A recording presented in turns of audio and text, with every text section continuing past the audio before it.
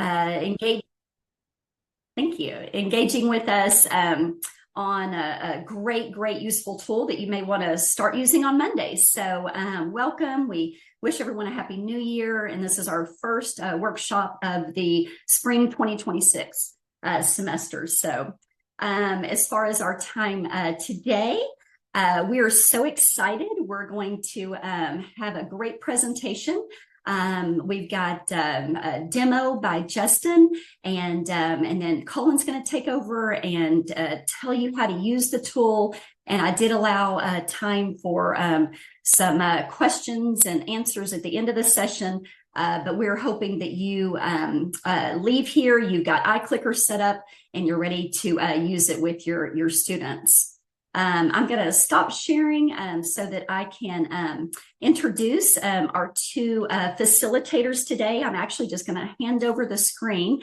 Justin Shaffer, he's with us. He's an associate dean and undergraduate studies and a teaching professor at the Colorado School of Mines, and an award-winning educator. He's the founder of Recombinant Education, and he specializes in high-structure course design, active learning, and evidence-based STEM teaching. And he's also the author of the book, High Structure Course Design. And he's got some wonderful examples of the features of iClicker. And then he's going to pass it over to Cullen. And Cullen Williams works for Macmillan Learning, and he is our UNT client support partner for iClicker. And we've done lots of workshops together, and he is so good at walking you through how to install and get started immediately with iClicker. Like I said, you'll be able to hopefully use it from day one. So I am going to now pass it over to Justin to take over. All right. Hey, everybody. Hopefully you can hear me okay and see the screen okay. Thanks for the double thumbs up, Thelma. Well, it's good to see you all this morning, and good luck getting started next week. My semester starts on Monday as well, so I know how that feeling is this time of year. It's kind of, but also, good and bad jitters, right?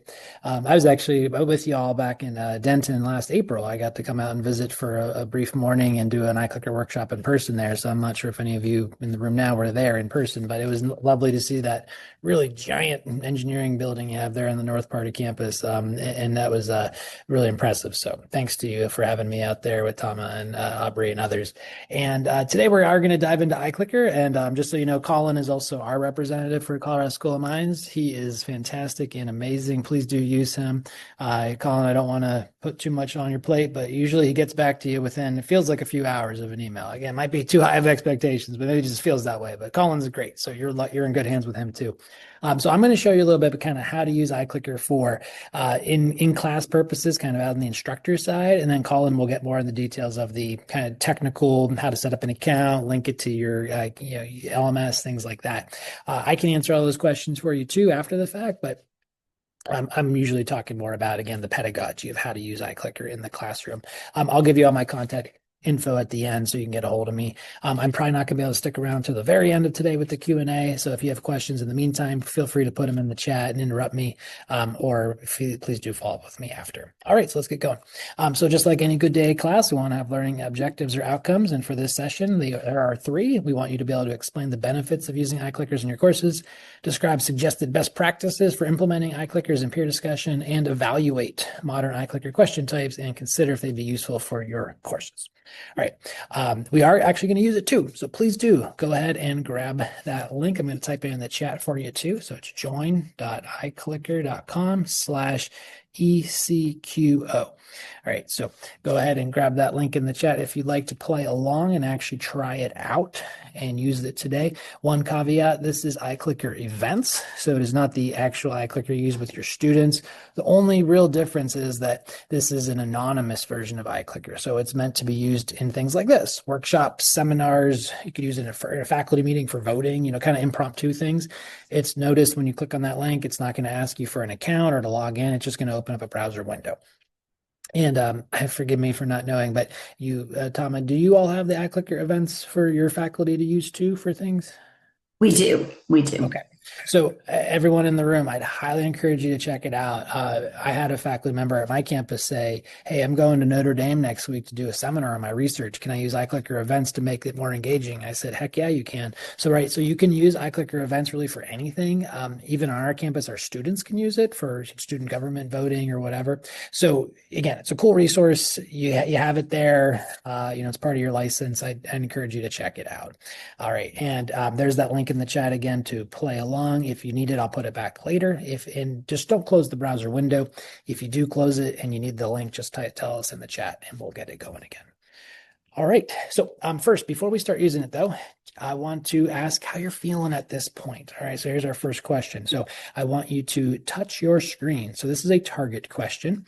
So you're going to touch on your screen wherever you like for which emoji about how you're feeling about using iClicker. So maybe some of you are seasoned veterans and you've used it before and you're just getting some pointers, or maybe some of you have never even tried it before. So go ahead and touch the screen there, hit the send button when you're done, and let us know how are you feeling. Not about how you're feeling, period, right? Because it's the morning in Texas and you're getting ready for that semester. Maybe you're feeling a little different, but I'm asking you specifically how are you feeling about using iClicker.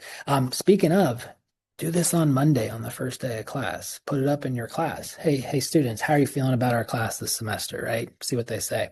If you're feeling a little brave, you do it at the last day of class too. How'd the semester go, right? I've even done this once where I've tracked it about once a month. I asked this question and I made a histogram of the different emojis as it shifted through the semester. Sad to report, but it was thermodynamics. The smiley faces went down over time. The crying faces went up over time. Kind of fun to do. Anyways, you can have fun with these target questions with your students too. All right, so let's see what you're saying here. Remember, hit that send button to make sure it goes through. Make sure it goes through. Oh, thanks, Emmy. I appreciate that in the chat. Yeah, I try to keep my eye on the chat. So if you want to do a little back chatter with me as we go, I'll keep my eye on it. All right, so let's see what you said here for how you're feeling about using iClickers. All right, so we got some chin scratchers. We got some happy folks. All right, goofy even. Cool. Uh-oh, somebody's angry. All right, we're going to turn that frown upside down the next 25 minutes. I'll do my best. All right. Okay, but a lot of chin scratch, right? So a lot of you are probably coming into this not sure how to use it. Maybe you've not used it before. So we'll give you some pointers and ideas, and we'll actually get to practice it too. All right, so first some literature. So there's a lot of literature on these. So these are a broad class of tools called classroom response systems or personal response systems. And with them, they are ways for you to engage your students in class with a device, a physical device, a phone, whatever, to collect data on whatever you want. So that's, again, the broad class, classroom response systems, personal response systems. But iClicker specifically are great for lots of reasons, as you're going to see today. Okay, but the literature on this shows they do improve attendance and get more students coming, improve retention, and sometimes grades. And I say sometimes because it kind of depends on the study. Sometimes you see a really strong positive correlation. The better they do on iClicker questions, the better they do on exams. That's what I see in my classes. Sometimes that correlation, though, is pretty minimal. So I think it depends on how you use them and what you're asking with them. But it definitely helps. They help improve student engagement and participation, which therefore helps facilitate active learning, right? You probably heard of that. We want to get students engaged in class. We want to get students doing stuff, whether it's on their own or in a group or somewhere in between. But by using iClickers, though, and with you all having the license and using iClickers, typically on their phone is how students will answer questions. You're getting students really engaged with the device that they're have easy access to use. They can use their laptop and tablet too, though, as Colin will talk more about later. But the point is you're getting students engaged. You're asking them questions, you're collecting data, you're getting feedback, you're giving them lots of opportunities to practice applying what they know and learn from any mistakes. And speaking of that data, this data is really important for a couple of ways, and you're going to see this today when we practice. They give you a quick peek. The data gives you a quick peek into what your students know at any given time, right? I'm able to ask a question. I'm able to get a bar graph back that says what percentage of my students answered which option, right? So I get a quick peek into what my students know. But even more important than that is that students is a way for students to know what they know or not in real time, right? So iClicker data will let them realize, oh, I got that one wrong. Why did I make that mistake? How can I fix that? Or, oh, I'm doing okay. I'm getting these few in a row correct, right?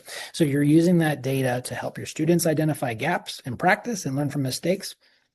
And you're getting the data to see what's going on. Now, we as instructors, we all know we get a gut feeling in class, right? Oh, Yeah, this is a tough topic. I can just kind of read the room, right? I mean, they might heads on desk asleep. That's a different story, but right, you're going to read the room. You're going to kind of feel if it feels a little uneasy.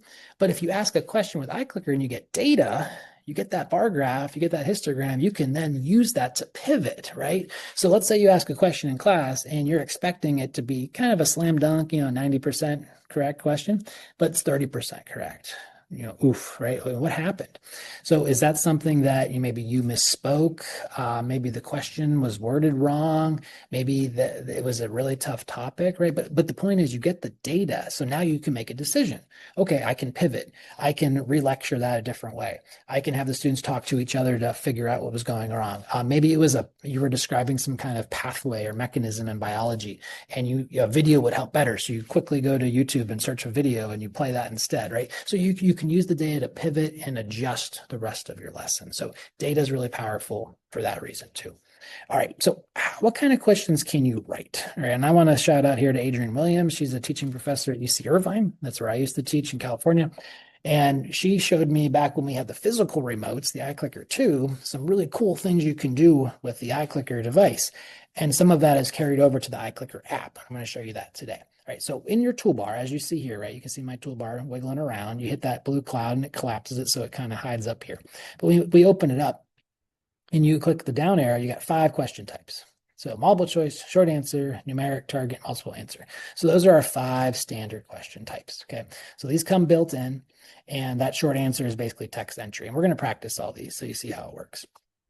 Okay, so now that's all you got. And you might say, oh, well, that's kind of lame. That's all I can do.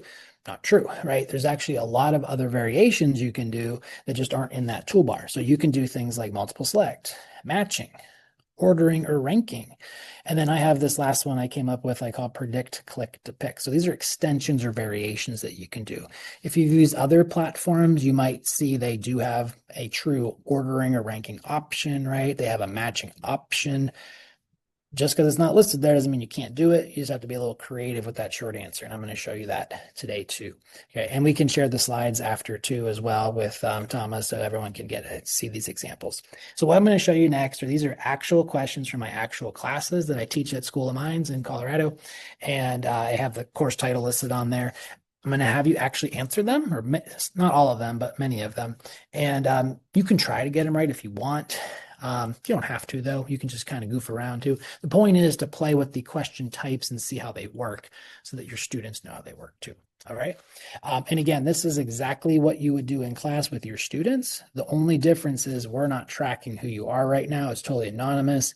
If it was for your students, you would be able to track who's there, whether they get them correct or not, things like that. So that way you can give points for showing up and things like that. Here's that link again in the chat if you need it to join the session. Just click that in the chat box in Zoom, join.iclicker.com/ECQO, and you'll be able to play along with the group. Okay. All right. And if you have questions as we go, if you want to interrupt me, type in the chat or just turn your mic on, raise your hand, and stop me. All right. So here we go. Let's try these out. All right, so first, multiple choice. All right, so bread and butter of a lot of what we do. This is from Intro Thermo that I teach in chemical engineering. I teach in chemical engineering and biology primarily. You'll see in these courses. And so Intro Thermo, multiple choice questions. So let's start that up. So here you go. So again, you're going to see my screen on your screen. Your browser window should automatically refresh. And now you'll see 5 buttons on your screen, A, B, C, D, and E. Just touch the one that you want.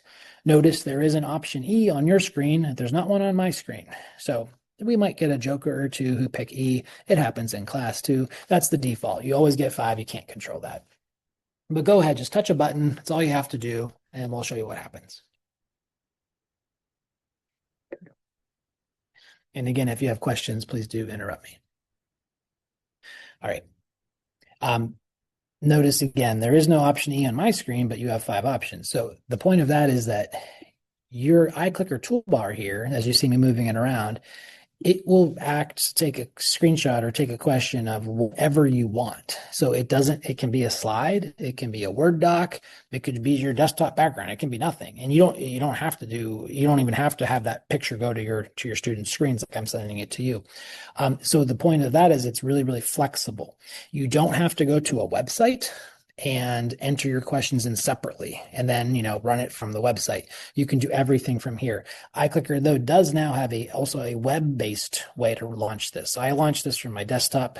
Colin will talk to you about the differences there, but you can launch this from the web now too, which is really slick. But again, you don't have to type your questions in somewhere else and have them in your slide deck, right? You just need them in your slides and you're done. So whatever you want becomes a question, and you can even do questions on the fly. So let's say you answer this question for me, and then I wanted to ask a follow-up, but I don't have it on my slide. I can just say it out loud. Okay, here's my question for you all. Here's what A is, here's what B is. Go ahead and click in, and I can start that question. Like, you don't have to have it prepared. You can just do questions on the fly too, which is really nice. All right, but let's take a look. So I hit that stop button to see, and now I hit results, and here's what you said. Oop, that's really big, but that's okay. All right, you can always change the size of this if I'm able to grab the corner effectively. Oop, it's popping there. I'll just leave it big. Okay, so that's our answer distributions, right? All right, so most of you said D, right? 2/3 of you, and well, that is the correct answer. So back on my slides, it works. I said the answer is D here. Okay, and then I'll go back to that in a second. Your question, Supreet. Yeah, it doesn't have to be integrated with anything in this case, because it's just the toolbar is just going to float on top of your screen. So you can use Keynote. I'm using PowerPoint. You can use Google Slides if you like that. Bad product. Sorry, not a fan of Google Slides. But whatever you want to use, right? It's going to float on top of the screen. So yeah, you can use Keynote seamlessly with this, 100%. Okay, you can do this live in person in class with your students. You can do it online like we're doing now, right? Works great in both situations. All right, so we go back to those results again, right? So these answer, if I want to grade this, bam, grade it. Anyone who answered D gets the point there, right? Now, little side point here on grading. I personally do not grade my iClicker questions in class at all. The reason being is that I think our students at Minds are stressed out enough, and to add another level of anxiety for in-class questions is just too much for me and for them to handle, because it just ratchets things up a little too much. Example of this, when I used to teach at UC Irvine, I knew a guy that taught at noon, and then the same class again at 1. It was a developmental biology class. So class at noon, class at 1. Same class, just split into 2 because it was so big. And he used iClickers, and he gave points only for correct answers. So what happened? Maybe you can guess. The students in the 1 o'clock section started coming to the 12 o'clock section, sitting through it just to write down the correct answers. And then they would sit through the 1 o'clock lecture. So they guaranteed the correct answers. Now, was it a good idea to sit through the same lecture twice? Maybe. The dude was pretty funny. He was a good lecturer. He was a really engaging guy. I mean, I enjoyed him. So maybe, but really the only reason they're doing it was for the points, right? So that shows kind of, again, this level of stress. Now you can go half and half. You can give a point for clicking in, participation, and a point for being correct. So, right. Or what I do is just participating. So you can do it however you want. There's a lot of options to grade and things like that. Let's see what we say in the chat here. They're clever. All right. I mean, yep, they're clever. Christina agrees if you get points just for participation. Orhan says, what do you think about giving bonuses? Yeah, so you get a report back afterwards, and Colin can talk more about this. You can see the data on the back end. So yeah, if students hit a certain level, right? If they hit, 90% correct, they get a bonus. There's also built-in settings. If you click in, 75% of the questions for the day, you get your points. That's what I do. I set it on 75%. And that means if I have 4 questions in class, you only have to answer 3 to get your credit for the day. The reason I do that is sometimes a student might show up late. Sometimes the app crashes. Rarely though, it's a really good app, or the website. Sometimes the Wi-Fi goes out, so that way I don't have to worry about if they miss a question or 2. They still get their full points. So you can have all those settings built in. But yeah, I know people that do this as a bonus. Like if for the whole semester, if you answer a certain percentage correct and you have the data to track that, you can give a little bump at the end. So yeah, there's a lot of ways to handle that. Okay.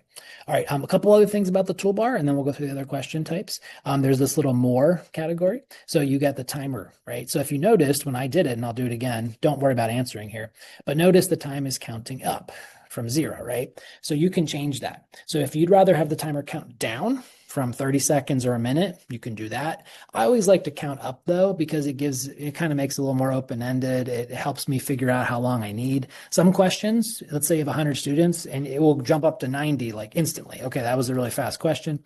But some questions, maybe it takes 2 or 3 minutes to start to plateau close to your student enrollment. So by counting up, it gives you a little more flexibility with time on a question, but you can always change that per question. You just toggle it up and down.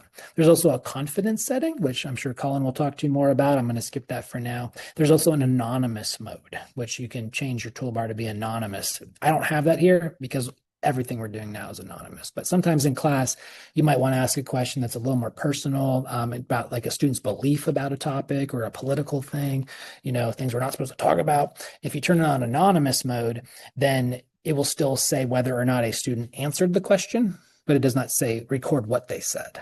Okay, so that the toolbar turns black. It's really clear if you do that. Okay, so it's cool.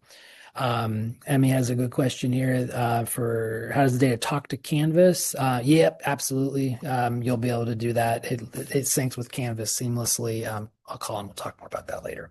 Okay.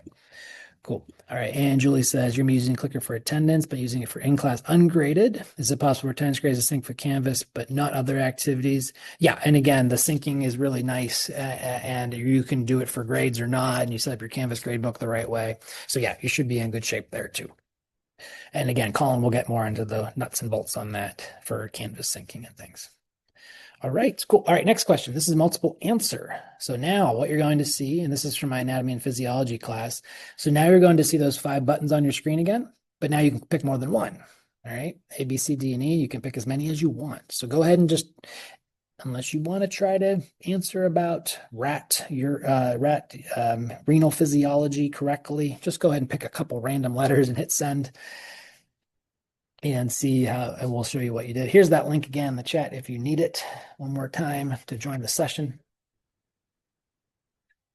Okay, so these are great because now more than one answer can be correct. Really requires students to evaluate each option separately and submit more than one answer. So I'll show you what this looks like now. So now we got, right, these are your answers for each individual one. So half of the class said A, 86% of the class said B. Notice those do not have to 100 because it's just for each individual answer. You can also grade these for correctness if you want. By the way, it is A and B. So if I wanted to, I could click A and B. That's automatically graded now. But you can also view it this way. So you can also get a histogram here. So notice 4 of you said A and B.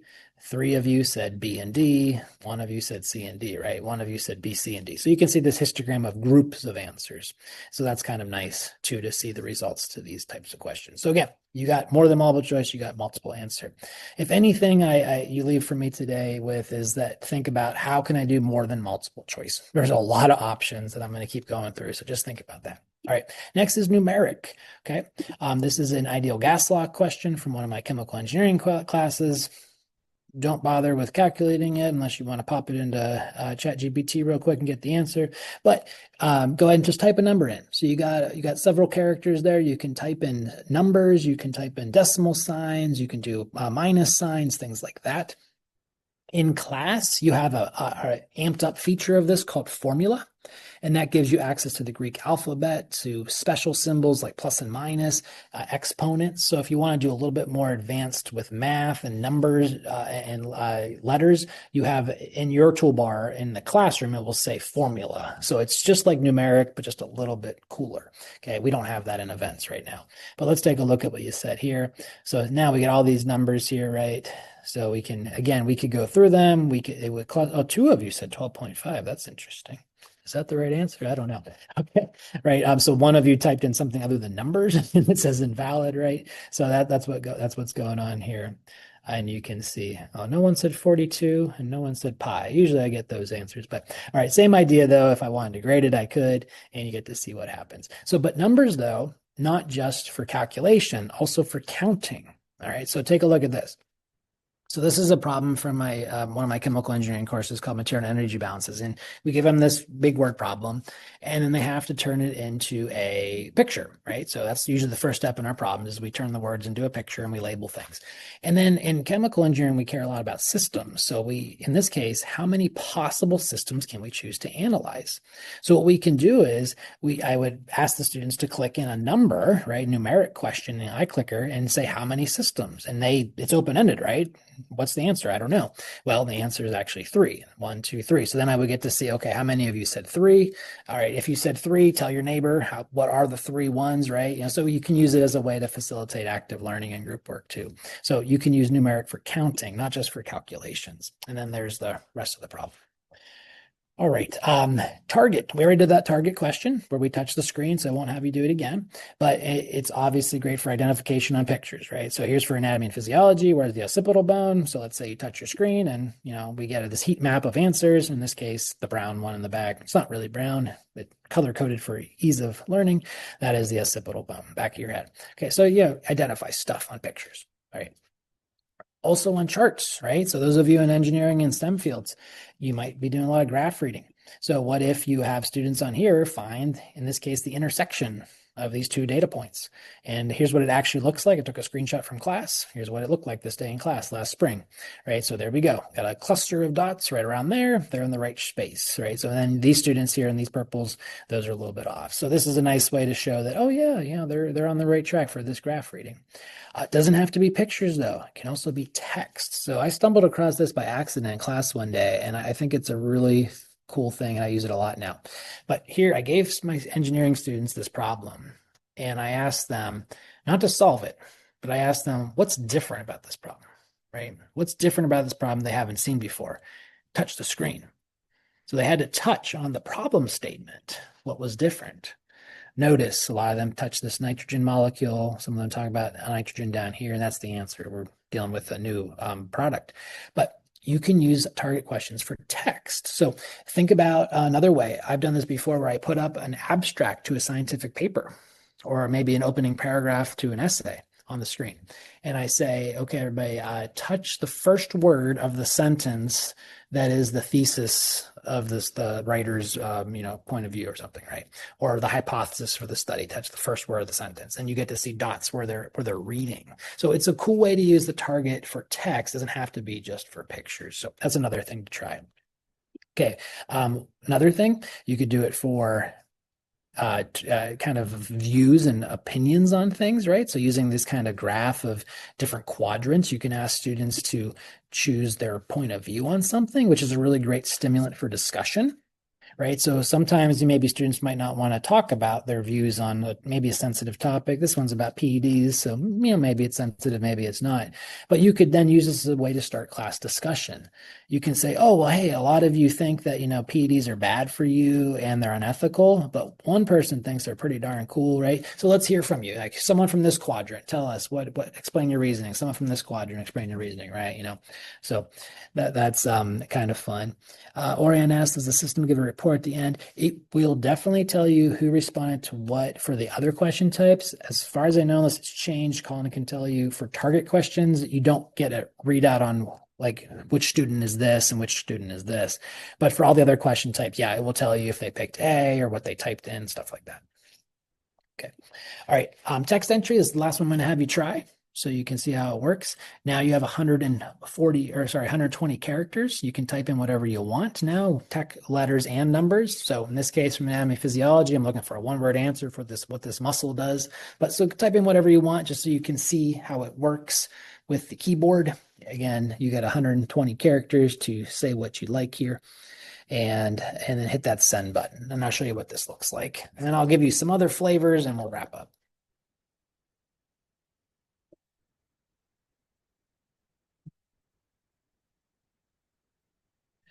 Right. So again, hit that send button once you typed in your response.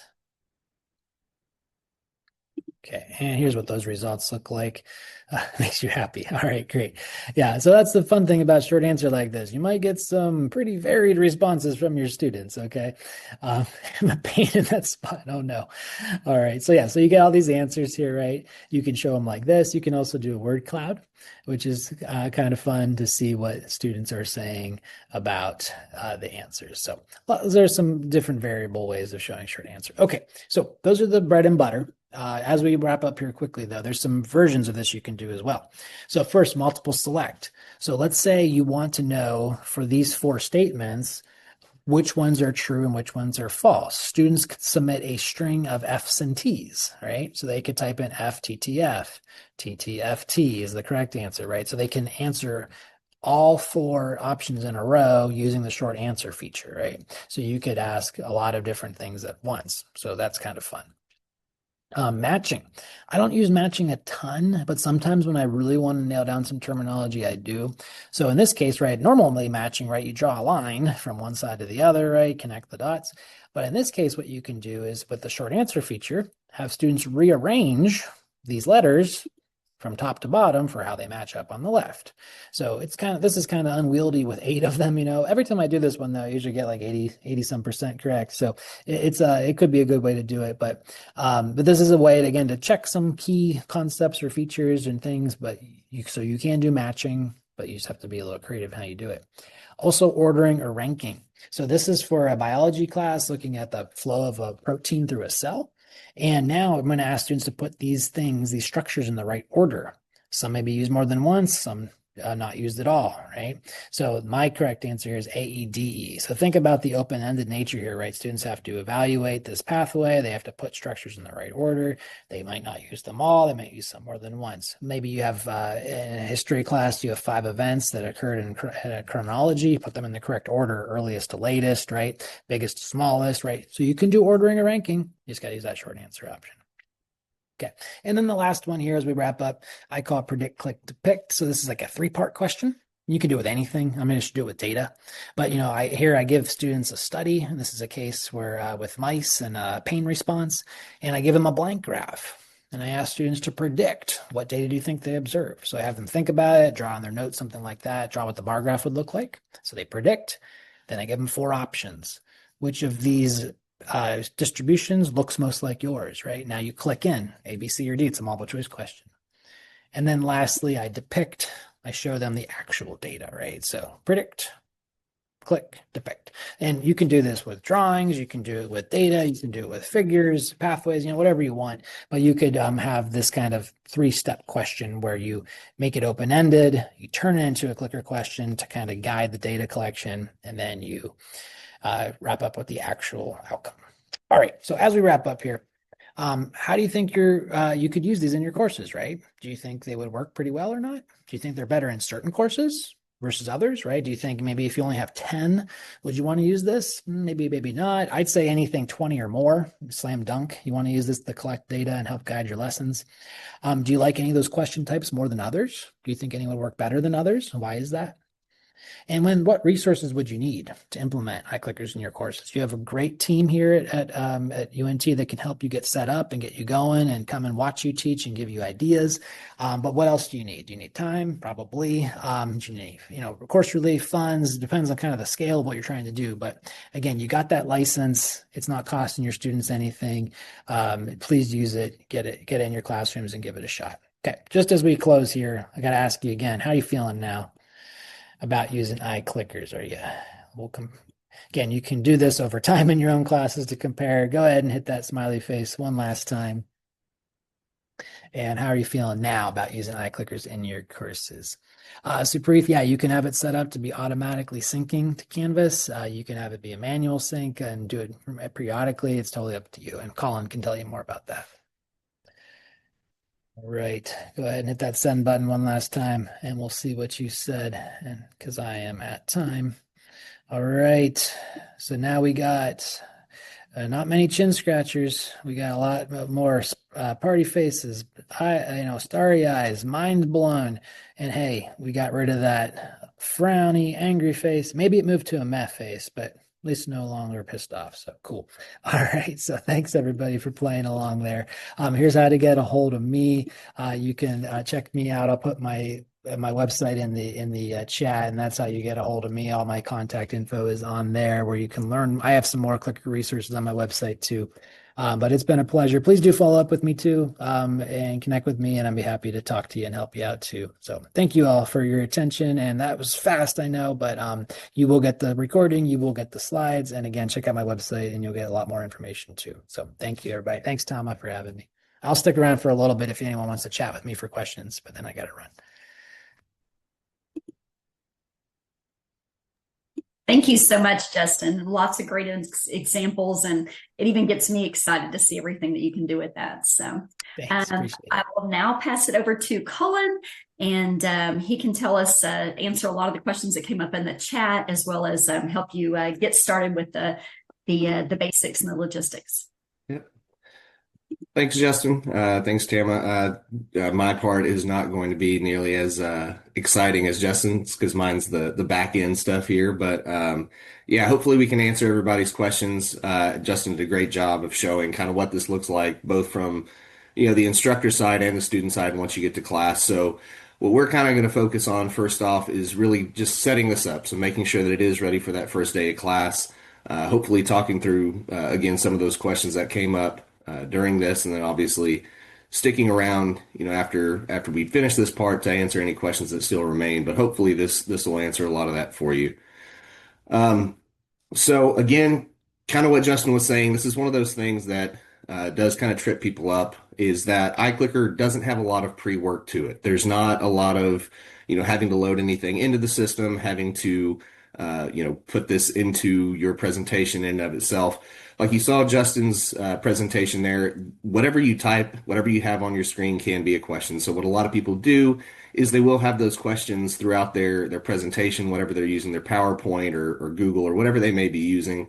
And you just want to make it be large enough that the students can see it, whether or not you want to share it on their device or if they just see it in the classroom. But just kind of where each question that you have is going to be its own screen there, in your presentation. So anything can be a question.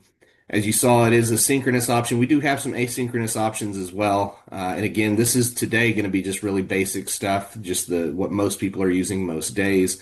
But you do have some other options, down the line as you get comfortable with iClicker as well.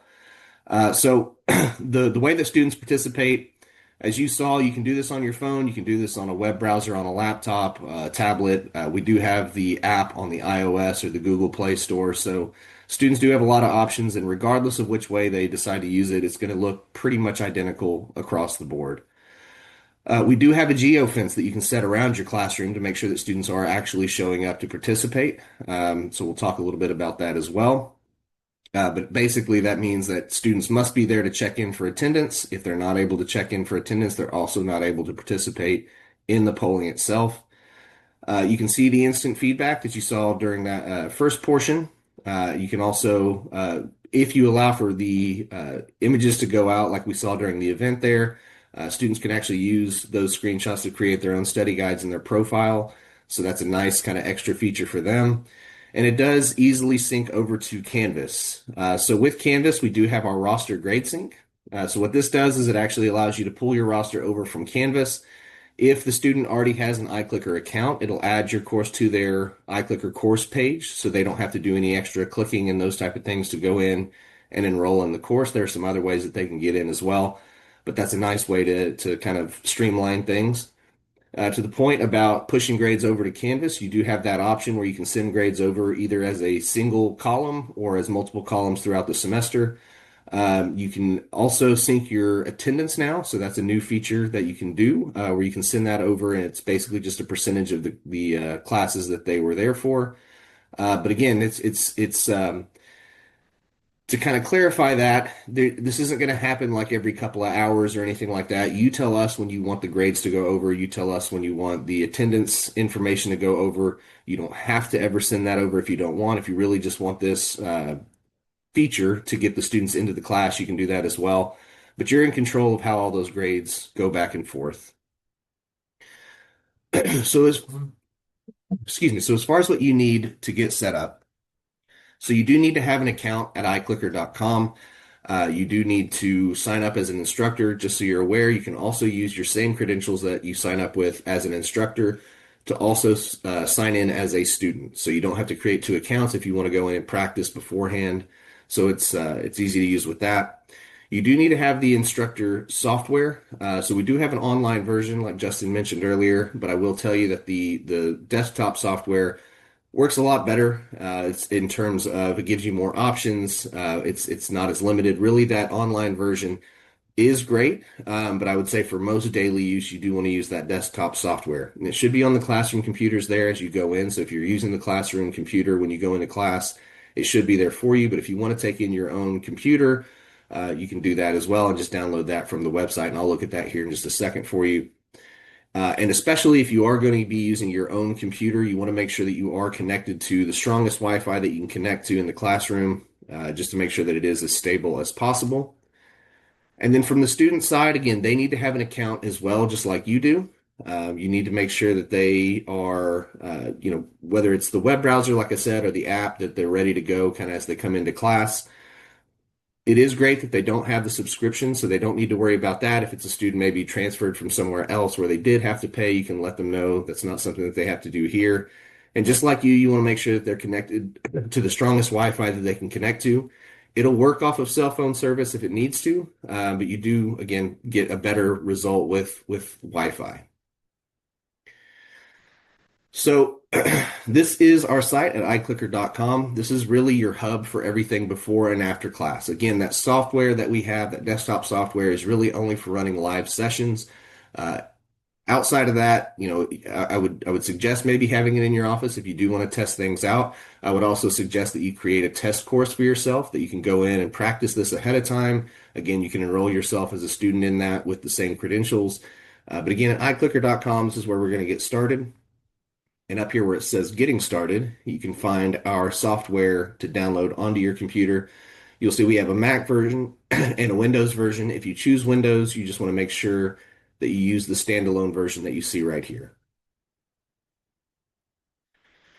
To create an account, you just click up here where it says Create an Account and go with Instructor.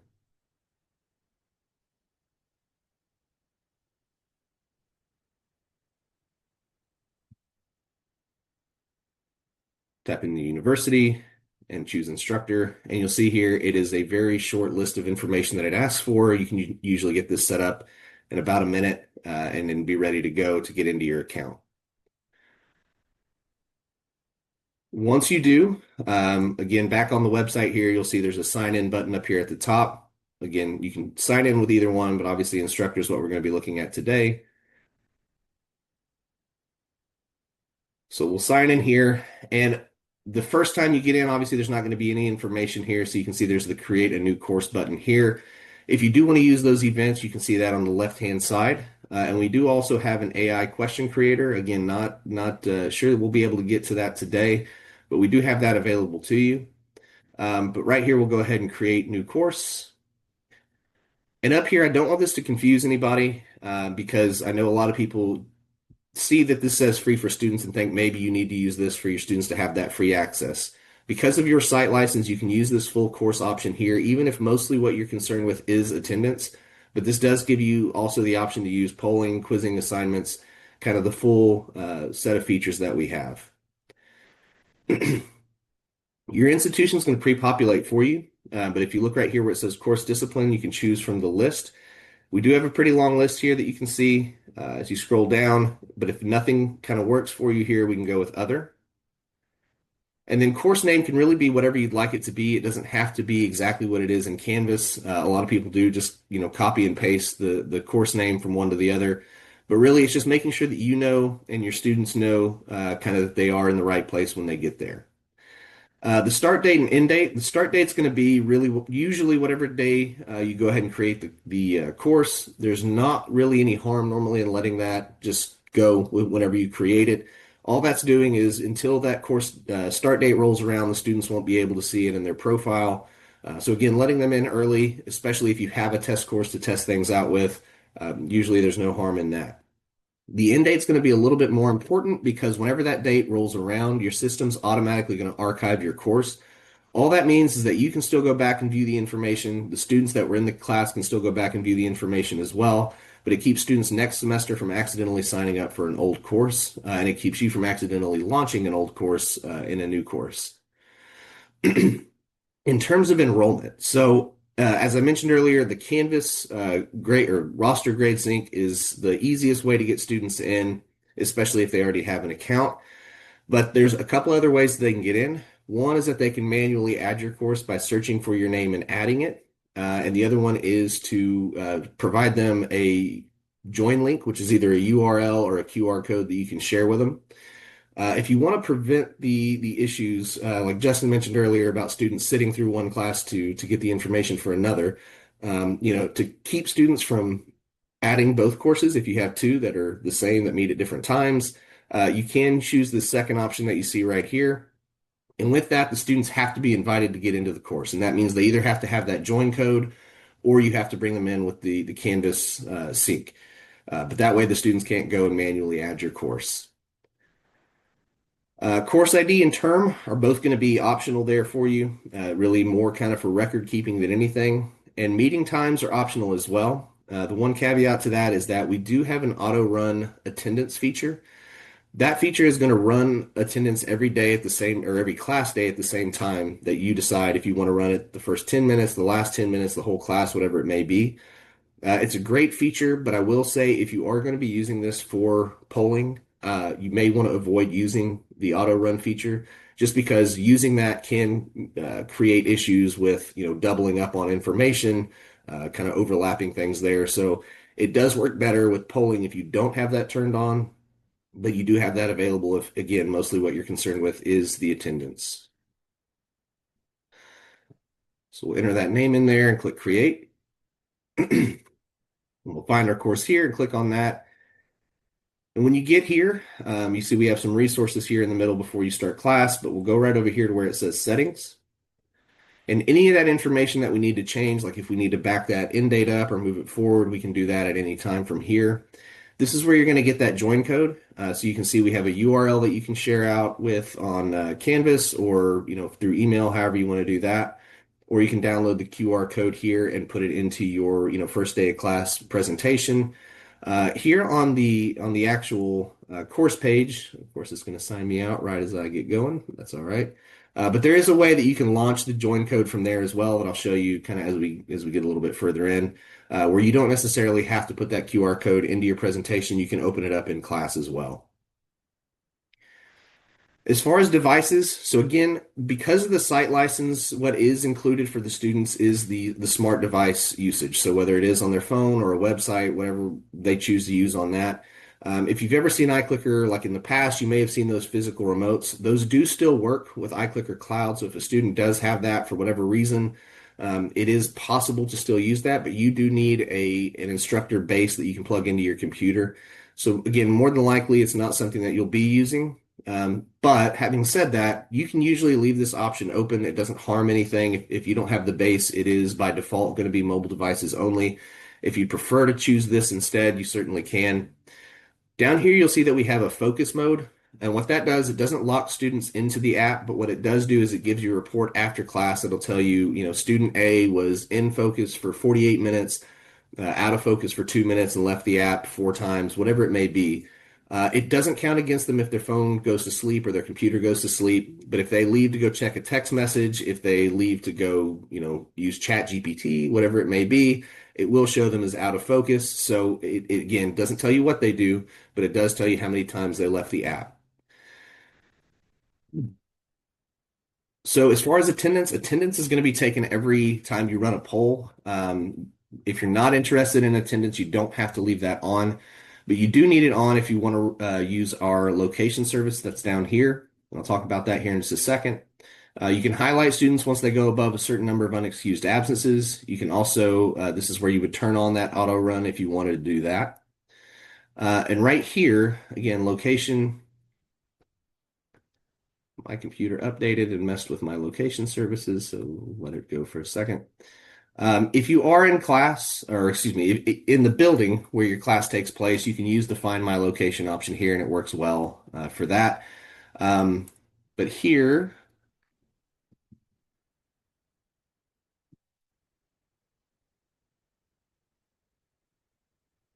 So as you see here, I'm scrolling just so you can see it a little bit better. We do use Google Maps, and as you kind of may have seen there when I'm trying to type that in, uh, for whatever reason, this integration with Google doesn't do a great job of finding your building by building name.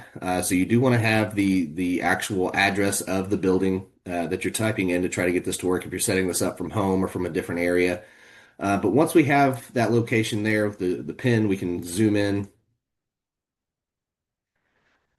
and see what we're doing here. So you see the radius is 150 feet by default. You can go up to 500 feet or as low as 100 feet. I would normally suggest 150 as the minimum, just because it does give you a little bit of wiggle room there. But as you see, we can go up pretty large there or fairly small also. You can click and drag this around. So if it is a larger building and you need to make sure that it's in one portion versus another, you can kind of move that around to where it fits best. But what I will tell you when it comes to the location here is that students, the biggest issues that we see whenever they're using this is that they may be standing in front of you saying, hey, like I'm here, but the system isn't letting me check in what's going on. It's usually one of two things. They do need to allow for a location, and it needs to be precise location, not approximate location. So some devices allow for approximate location. Approximate location is purposely going to obscure where they're at. That's what it's meant to do. So obviously it's not going to help when it comes to checking in for this radius. So they need to allow for precise location. The other thing is all of our devices do get out of calibration with GPS over time. I didn't realize how big of an issue it was until we had this feature. But all they need to do to fix that is to place their phone into airplane mode for a few seconds and then take it back out of airplane mode. It'll recalibrate the GPS on their device. It'll connect them to the nearest access point in class. So it will help, get everything straightened out. And I would say 99% of the time, one of those two things will get them checked into class. In terms of polling, so again, like you saw, on Justin's screen there, but iClicker is going to capture an image of whatever's on your computer at the time. And again, you can decide whether or not that goes out to students. But the very first question of the day, it's going to ask you which screen you want to capture. So you can choose a specific window, the whole screen, whatever you'd like to use on that. But that is the most flexible way of using the system. There is also an option where you would have to move the toolbar back and forth to tell the system what screen you want to capture.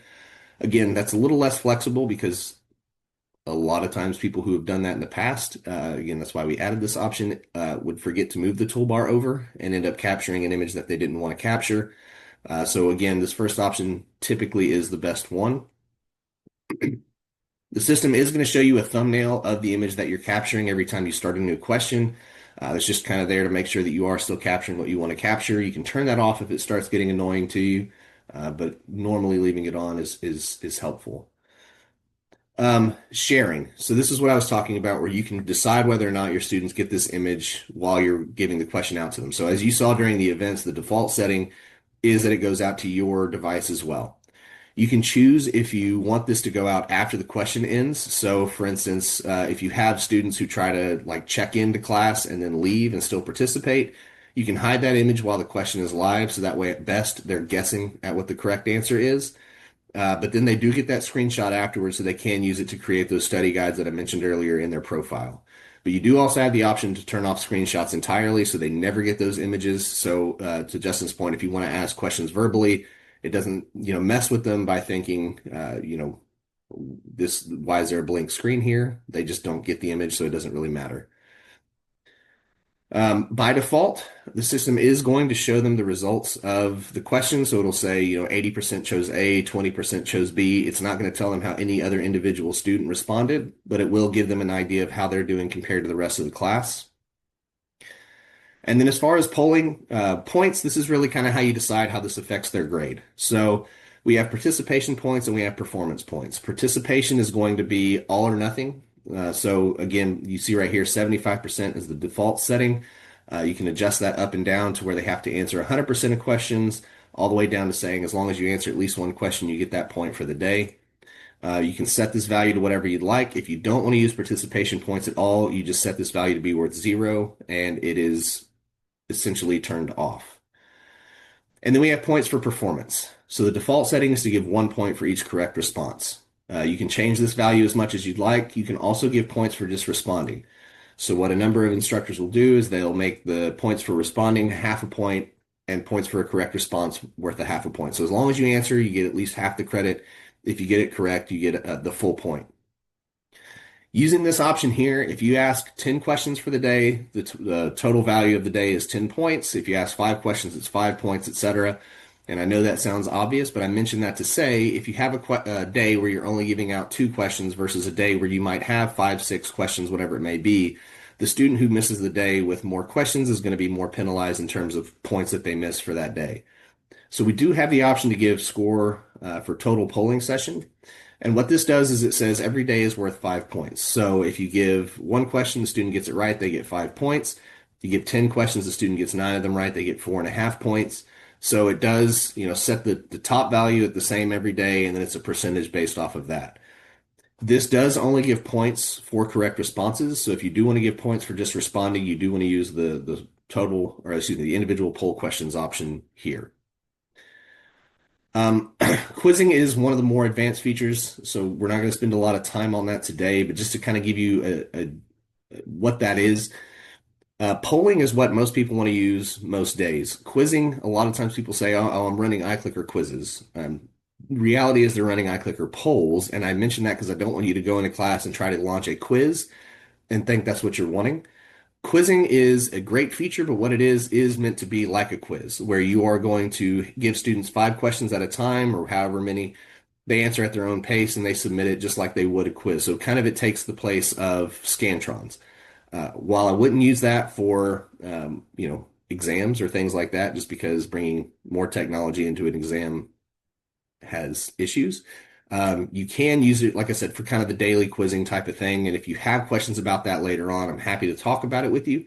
But again, polling is what we want to do most days. And then lastly, I know a lot of people are interested in the integration. So here you'll see there it says connect to Canvas. I've already connected, so okay. Well, I've already connected earlier, so it's kind of messing with me here. If you're connected to Canvas, it'll probably just show you a page that says authorize. But all you do is click connect to Canvas. It'll ask, are you sure? And you say go to Canvas. You'll sign in with your normal Canvas credentials, and then click the button that says authorize. So it's a pretty simple kind of click through as you go through that. But once you click authorize, it'll bring you back over here to this iClicker page where you'll see a list of all of your courses. If you've been teaching in this Canvas for a while, you may have a pretty long list. So you can search by course code or course name here as well. If it's an unpublished course, you can find that right here also. But we'll click the course that we want to connect to and click next.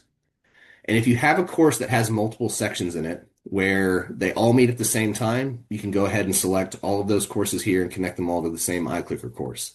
If you have a section where, one meets at 10 and one meets at 11, you need an iClicker course for each one of those times. And then when you get to this portion right here, you just click the section that meets at that time. We'll click connect, and you can go ahead and sync your roster at that time if you want. I'm going to wait just to show you what you might run into.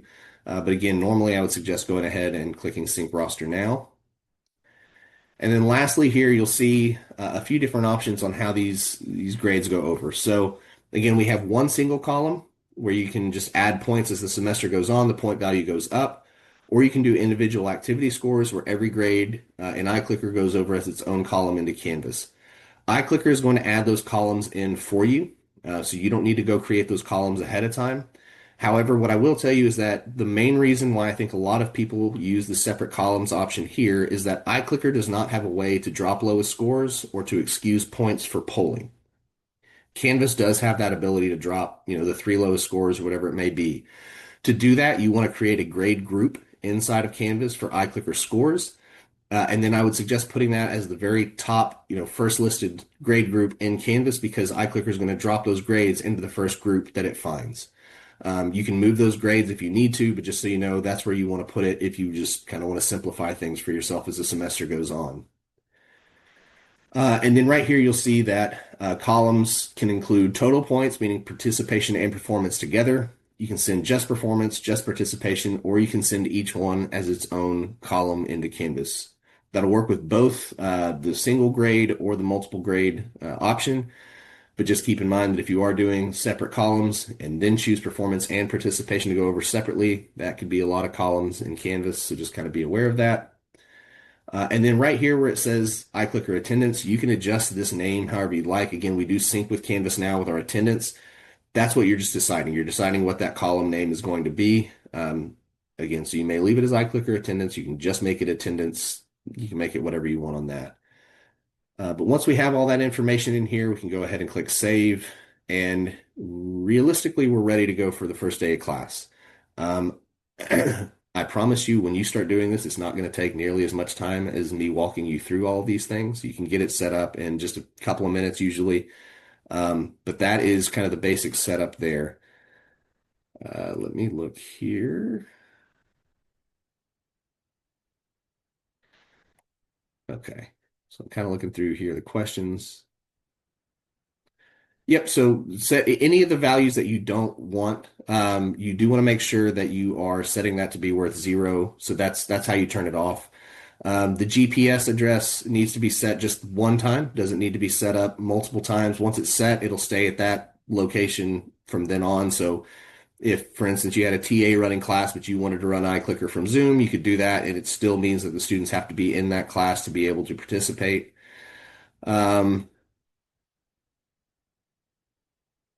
Yeah, so you can start with attendance and then kind of work into using the polling as the semester goes on. That's what a lot of people do is the first couple of days of class, they're really just there for attendance, getting students going. I do suggest, though, if you are going to do that, you go ahead and maybe run some polls. You don't have to use those. You don't have to sync those over to Canvas later on. You can delete sessions if you want to, but just to get students kind of familiar with using that is kind of what I would suggest. And then the attendance does sync over as a grade column in Canvas. So that's what it's going to look like. It's going to be a percentage. So that's how that syncs over. So I'm going to jump over to a class that I actually have some information in. So once you start running sessions, you're going to see that show up in your class history. You'll see all the things that you've done for any particular day. But on this left-hand side of the screen right here, you'll see a button that says People. This is where you can see the students that are in your course. If you click right here where it says Sync Roster, this is how you can bring students over. So that first time that you sync it, great. It's going to bring all the students that we find in Canvas over, at least with their names from Canvas. It'll also oftentimes, especially early in the semester, show you something like this, where it'll say a certain number of students are good to go, meaning we found their account in iClicker and we have them in Canvas. So as soon as you start syncing grades, those will go over. Early in the semester, often what you're going to see is just that it says something here about some issue that the students are having. And again, usually it's just that they don't have an account yet. So if you go right here where it says View Details, you can actually see who those students are. And if you click Select All, or you can do individual ones if you want, but you can actually send them an email from iClicker that tells them how they can get in. So if it's that they need to create an account, it'll tell them how to do that. If it's that they need to adjust something in their profile, it'll tell them how they can adjust things in their profile as well. So you can send them an email, hopefully save yourself some time on that.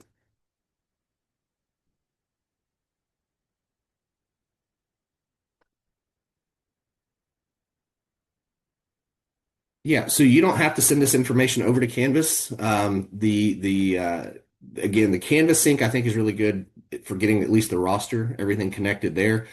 But when it comes to syncing grades, and to that point right here in the grade book, this is where you would decide when grades go over to Canvas. So you don't ever have to click this button. You can keep everything inside of iClicker. You can export your grades so you can see those in an Excel file. So you definitely don't have to sync grades if you don't want. Here in this grade book, you can see the student's performance versus participation. You can see their total. And if we click here under details, we can see session by session how each student did. We can also go in and edit the score for a student. So like I said, we can't drop grades, but we can go in and say, okay, Melissa, she was here, her phone died, she did it on paper, so I'm going to give her the points for the day. So I can go in and edit that for them. It keeps track of how many points I adjusted it for. I'll click save, and when I do, you'll see this little gray triangle goes in and lets me know that I did edit the score for that student. So I know if I manually adjusted that for them. If you do want to sync grades, if you click right here, you'll see that you'll have a list of all of your sessions. If you're doing one single column, you can select all every time. That's the way you want to do that because that adds the full total possible in there. So that's the way you would do that. If you're doing individual columns, you only need to select sessions that you haven't synced yet. If you go in and edit the score for a student in Canvas and then sync your grades again afterwards, it's going to overwrite whatever you have in iClicker into Canvas. So any adjustments you make, you want to do in iClicker before you sync. But if you once you've already synced the grades for a student, if you don't sync that session again, if you're using the multiple column, it's not going to touch those grades again. So if you do edit in Canvas, you just don't want to sync that session again. It'll tell you right here the last time you synced for that session. So if you're using individual columns, once you've synced it once, you don't need to sync that one again. Also, when you sync your grades, it's going to sync your roster for you every time you do that. So once you start syncing grades, pretty often, you don't need to go back into people and keep syncing your roster there. Syncing grades will go ahead and do that for you also. So yeah, so TA. So that's a good question. That's kind of where I was going next on here. So if you have a TA or you have a co-instructor, you can come right here into your people tab and you can choose instructors. And you can add a TA or a co-instructor so they can sign in with their own credentials without you having to share yours. To do this, they do need to go into iClicker before you invite them and create their own iClicker profile. Once they've created that, then you can invite them here. You just need their address that they use, their first name and last name, and you choose their role. The only difference between a TA and an instructor is that an instructor's name is going to show up next to yours in the course page. A TA's name is not going to show up next to yours, but outside of that, they have all the same rights and privileges that you do, other than you need to make the first initial connection to Canvas. But once you've done that, they can sync grades for you, they can edit grades for you, they can run the entire session if you'd like, but they're in just like you are into the course. As far as attendance goes, so here in the attendance tab, you'll see that this is where, once it loads, we can see how the students are performing for attendance. Just like we do with polling, you can come in and you can edit the score or the attendance for a student here. So unlike with polling, you can make a student excused for attendance. You can make them present as well. So in the same situation, like a student was there, their phone died, you can mark them as present, but you can put excused, you can put why you excused it, whatever it may be. We'll click save and you'll see that, well, she's so far behind, it's not helping. But what it is going to do is it's going to adjust this value to say, like, instead of saying a student was at 9 out of 10 classes, if you say they're excused, their percentage is going to be based on 9 out of 9. So that's what excused is versus making them present, because present would just adjust that to 10 out of 10. So that's the difference there. The sync attendance, you can go right here, click on this, and it will sync that attendance with Canvas. And all it's syncing is the attendance total percentage here. So this information on the side is what it's going to sync. This may take a while because I haven't done this for attendance in a long time. But this is going to go over as its own column. So it is going to tell you that, so again, the same way it did with syncing for people, it's going to do that here. And lastly, if you look right here where it says sync status, and this is same on the gradebook, if they have a green dot next to their name, that means everything is good to go. If they have a kind of empty dot that you see right here, that means that there is some kind of issue with that student, meaning that either the information that they entered into their profile isn't working, they put the wrong ID, the wrong name, whatever it may be. If you do have that and the student says, what do I need to do? If they ask you, well, first off, you can send them to our support team and they'll get them squared away. But outside of that, you just want to make sure that their name matches in iClicker exactly as it is in Canvas is the easiest thing, that they're using their school email address and that they have the proper ID in place. As far as setup, that is kind of the main kind of back and forth there on the back end. Like I said, everything you do this at the website is where you want to do this. I won't spend a lot of time going through the actual product since we've kind of seen what it looks like in class. But what I will show you really quickly is from the student side, when they sign into their account, the first thing they'll see is a list of all their courses. Obviously, I doubt they're going to be in nearly as many as this, but when they click on this, they can see their own score, so they can always keep track of that here. They can always keep track of their attendance. If they go into class history, they can see how they're doing session by session. And if they click on a particular poll, if you're sharing screenshots with them, they can see those here. So they can see how they did, they can see what the question was. And if they click this little banner up here at the top to mark it as a favorite or to bookmark it, they can go into their study tools, maybe, and they can create flashcards or practice tests for themselves based on the questions that they bookmark.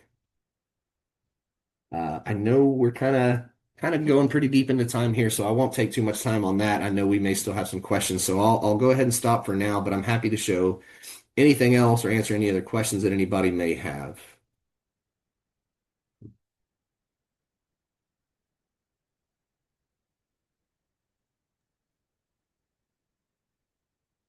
I think I just see maybe Christina's question that we haven't addressed. Yeah, so well, so to that last question, so for attendance, when you're running a poll, anytime the student comes in, the first thing they're going to do is click join. So it doesn't matter if they come in late, and it doesn't matter if they're there on time, whatever it may be. As soon as they click join, as long as that poll is open, they can join the class. So they will show up as being there, even if they're late. Using that attendance feature, we do have a feature coming that isn't available just yet because this kind of attendance sync stuff is fairly like literally within the last month became available. But they do plan on expanding that out to where you can make it to if a student shows up after the first 10 minutes, 15 minutes, whatever you decide, that they're marked as tardy. So they'll still count as checking in, but you can set it to where you'll have that information. But as of right now, if a student checks in at all during an open poll, they're counted as present. A quick question for you on that. Once if you want to close the poll, show the results to the students, can you open it back up and then continue on so that late students can still answer? Or once you close it, does it close completely?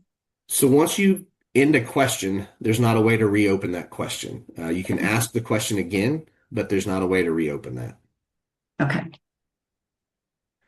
So you can see a timestamp of when the student comes in. It is going to be like it's kind of one at a time. So you would go to a specific student and you'll be able to see what time they checked into that particular session. So as you scroll through, you can see that here. There's not a printout necessarily of, here's where every student came in, but if you're looking at an individual student, you can see that here. So we don't have a link from iClicker to your course in terms of because again, they don't necessarily need to do that if you're using the roster grade sync. But if you did want to put something in there, I would say that join code that we have that I mentioned here in the settings would be what I would put into where is it? Right here. So I would put that into your class. That's what's going to take them directly to your course. If they have an account, they just sign in and they get connected to your course. If they don't have an account, it'll give them the option to create one right there.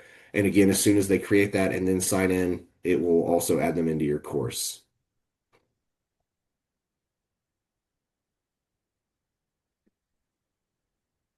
Yeah, so you can,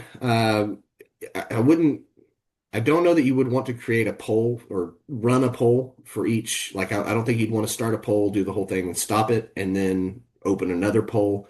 But you can ask questions throughout. So if you leave that toolbar running that Justin had earlier, as long as that toolbar is up and running, you can start a new question without having to start a new session entirely. But that is what a lot of instructors do. They start session with a question, whatever it may be. They'll go throughout, then midway they'll ask a question, and then towards the end they'll ask another question. And you can see, if a student answered 2 out of 3 or 1 out of 3, whatever it might be on that. And certainly we have instructors, I know I've worked with some that use, 10 or 15 questions throughout the session, just kind of however they want to do. And especially if they are gearing up for like an exam, they may run something like that.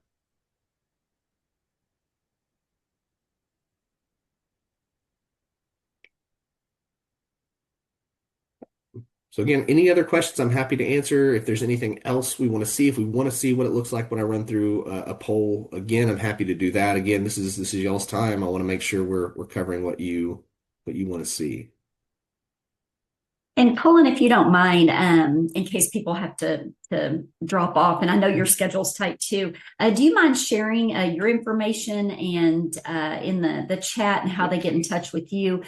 You guys, Cullen is so wonderful about following up. If you want to schedule a session with him, if you're having any problem at all about getting started or have a specific question, he is great for setting up sessions and reaching out, even if you just have a quick question. So definitely save his email address and bookmark that. So. Yep. So I put my email in the chat, but it's just cullen.williams@mcmillan.com. What I would also point you to is, again, we don't want, so I'm here for you, for the instructor side. If you have questions, I'm happy to help. For the student side of things, if they do run into any issues, if again, we don't want you having to deal with that. If you send them to iClicker.com/support, they get to this page that you see right here. They can contact our customer support where they can walk them through it either by phone, chat, or email. And then for you also, what I will tell you again, you have people you can reach out to directly. But we do have our knowledge base that you can look at here. It's a great resource. It has tons of articles, and all those have click-throughs or videos or images, whatever it may be, to help kind of point to specific things. So if you don't want to have to wait on an email back and forth, if you think it might be something that you can answer pretty quickly, that knowledge base is fantastic. I use it even in emails with people to link to specific articles that do a better job of explaining it than I can in a quick email. So it's a great resource also. Wonderful. Well, I want to be respectful of everyone's time, so we will wrap up this session. We do want to let you know that we'll have a follow-up email that will include how to access the recording for today. Again, take down Cullen's contact information, and the faculty development team really appreciates you being here, and you guys know how to get in touch with us. So don't forget to visit our website. We've got all of our spring workshops up. In fact, let me get our website up there in the chat. But thank you all for coming. We're excited to see everyone back and ready to have a great spring semester. So thank you everyone for coming, and have a fantastic rest of your day and rest of your week, and a wonderful semester.